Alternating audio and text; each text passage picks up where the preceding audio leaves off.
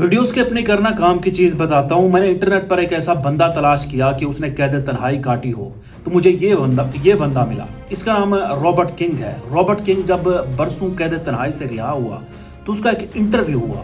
اب میں اس کے انٹرویو کی باتیں بتاتا ہوں جو آپ کے ذرا رونگٹے کھڑے کر دیں گے. اس سے سوال ہوا اتنے طویل عرصے تک قید تنہائی میں رہنے کے کیا آپ پر مستقل اثرات ہوئے. رابرٹ کنگ جواب دیتا ہے اور کہتا ہے کہ سب سے پہلے تو میری نظر پر بہت برا اثر پڑا. وہ کہتا ہے جب مجھے رہا کیا گیا تو 6 فٹ آگے کی چیز بھی دکھائی نہیں دیتی تھی. ہوا یہ تھا کہ 6x6 کے سیل میں قید تھا اور میری آنکھوں نے صرف اتنے ہی فاصلے کو اپنا میکسیمم ویژن بنا لیا تھا. یعنی میری آنکھیں بہت کم فاصلے کی چیزیں دیکھنے کی عادی ہو گئی تھی, اس لیے 6 فٹ سے آگے کچھ ٹھیک دکھائی نہیں دیتا تھا. پاکستانیوں سنو, اس کے بعد وہ کہتا ہے کہ میرا بلڈ پریشر بہت ہائی ہو گیا اور آج تک ایسا ہی ہے. رابرٹ کنگ کہتا ہے کہ میں آپ کو یہ بتا سکتا ہوں کہ قید تنہائی میں رہنا کوئی خوشگوار تجربہ نہیں ہے.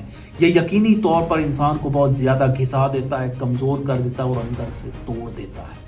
اچھا, سب سے دکھی چیز جو رابرٹ کنگ بھی بتاتا ہے کہ میرے لیے سب سے بری چیز, سب سے بڑی سزا یہ تھی کہ اپنے لوگوں سے جدا کر دیا جانا, یعنی گھر والوں اور فیملی سے ملاقات نہ کروانا.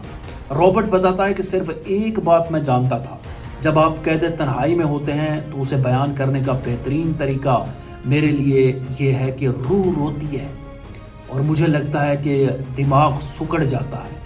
یعنی یہ آخر میں اس نے قید تنہائی کا ایک خلاصہ بیان کیا کہ جب آپ قید تنہائی میں ہوتے ہیں تو روح روتی ہے اور مجھے لگتا ہے کہ دماغ سکڑ جاتا ہے. اب یہ اردو ترجمہ وہ تصویر ہی پیش نہیں کر رہا جیسے اس نے کہا the soul cries and I think the brain shrinks. اس طرح کی مثال البرٹ ووڈ فاکس بھی ہے, اسے بھی قید تنہائی میں رکھا گیا اور حیرت کی بات ہے کہ اس میں بھی وہی علامات تھی جو البرٹ کنگ میں تھی. میں نے سوچا یہ کوئی کو انسیڈنٹ ہو سکتا ہے. جب میں نے ایک اور قید تنہائی کے قیدی کا انٹرویو سرچ کیا تو وہ یہ تھا جونی پریز.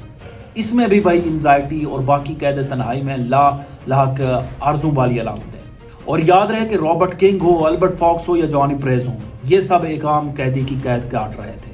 ان کے پرسنل دشمن وہاں کوئی نہیں تھے, جبکہ عمران خان کو اس سے بھی بڑی قید تنہائی کا سامنا ہے اور وہ اس کو کیسے برداشت کر رہا ہوگا فقط اس لیے کہ پاکستان کا نام اونچا رہے اور آپ اور مجھے ہماری نسلوں کو ایک آزاد پاکستان ملے.